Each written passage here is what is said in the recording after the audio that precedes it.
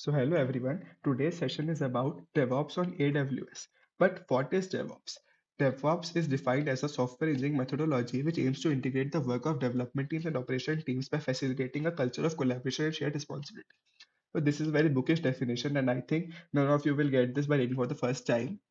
So what DevOps basically is, any software development comprises of two teams, development team and operation teams. So development teams designs and develops the system from the scratch, while the operation teams test and implements it. And it also provides feedback back to the development team if there are any bugs that need to be resolved while the development team waits for the feedback.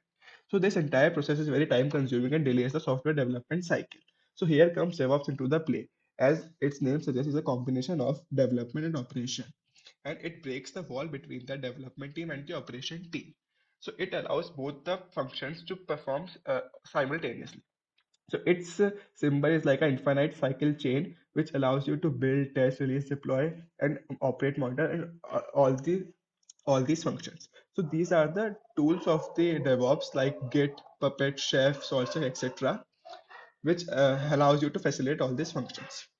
So as you know, all the things are getting transferred to the cloud nowadays. So if we have to perform DevOps on cloud, do we need take these tools along with us? I mean, you can if you want to, but the AWS, which is a popular cloud service provider nowadays, provides all the required tools for DevOps on its server itself.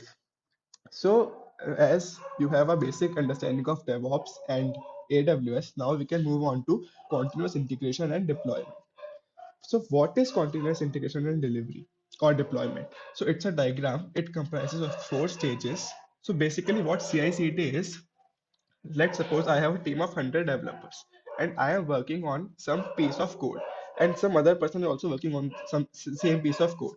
I did some changes and all these codes are getting stored on the central system. I did some changes to the code and it gets stored to central system. Now he or she does some another changes and gets it stored to the central system. Now if I come tomorrow, what code will I get? Mine version or the updated version? So that's why we required a very smart central system, and which always provides the latest code after running all the tests. So this is known as the integration. And delivery is also the same. All the tests are required to be run by the central system before deploying it for the final consumers. So AWS allows us to facilitate all this. As you know, delivery and deployment or integration very difficult to perform manually. So AWS provides us with a pipeline cloud, or you can say a channel that helps us to automate all these processes. So what is code pipeline? AWS code pipeline is a continuous delivery service you can use to model, visualize, and automate the steps required to release your software. So these are some features of AWS code pipeline. First is monitor your processes in real time, which becomes very important because we are talking about deploying software at a greater pace. Second, ensure consistent release processes. As I've told you, deployment is a difficult and time-consuming task, so this is required. Speed up delivery while improving quality and view pipeline history details. So it allows you to take look at all the tasks at once so that you know which one or two malfunctions are there and you can repair. So now it is the code pipeline structure. AWS provides us with three main services: code commit, code build, and code deploy. So what code commit? It is basically a management kind of a thing. It helps you connect with the Git and manage your repositories. I am sure all of you must be know what Git is and what repository is.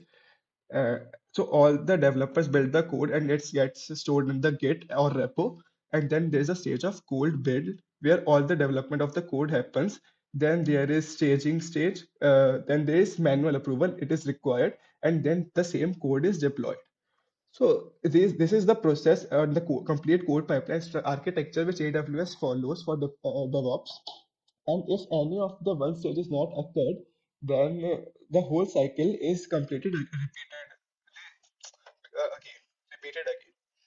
So this is the complete, and now thank you so much for this your time you gave me, and I hope you understand the DevOps on AWS.